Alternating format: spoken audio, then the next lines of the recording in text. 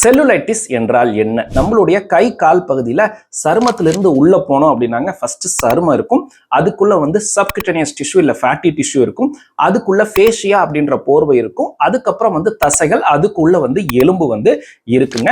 நம்மளுடைய சருமத்துல இருக்கக்கூடிய பிளவுகள் மூலியமா கெட்ட பாக்டீரியாக்கள் உள்ள போயிருச்சு அப்படின்னாங்க, அது சருமம் மற்றும் இந்த சப்குட்டேனியஸ் டிஷ்யூல இன்ஃபெக்ஷனை ஏற்படுத்தும். இதைத்தான் செல்லுலைட்டிஸ் அப்படின்னு சொல்லுவாங்க.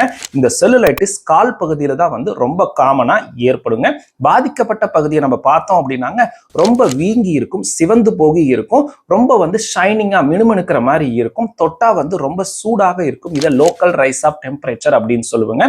ஆரம்ப கட்டத்திலே நம்ம கண்டுபிடிச்சிட்டோம் அப்படின்னாங்க, இதற்கு ஆன்டிபயாட்டிக் மருந்துகள் இல்ல இந்த வீக்கத்தை குறைக்கக்கூடிய மருந்துகள் மூலமாவே சரி செய்ய முடியும். ஆனா ரொம்ப லேட் ஸ்டேஜில் தான் வராங்க அப்படின்னாங்க, அந்த இன்ஃபெக்ஷன் எப்படி இருக்கு அப்படின்னு பார்ப்போம். அந்த வீக்கம் ரொம்ப அதிக அளவு இருந்துச்சு அப்படின்னா ஃபேஷியாட்டமி அப்படின்ற அறுவை சிகிச்சை தேவைப்படலாம். இல்ல அந்த சிதைஞ்சு போன திசுக்கள் ரொம்ப உள்ள தசைகள் வரைக்கும் போயிருந்துச்சு அப்படின்னாங்க டீப்ரைட்மெண்ட் அப்படின்ற அறுவை சிகிச்சை தேவைப்படும்.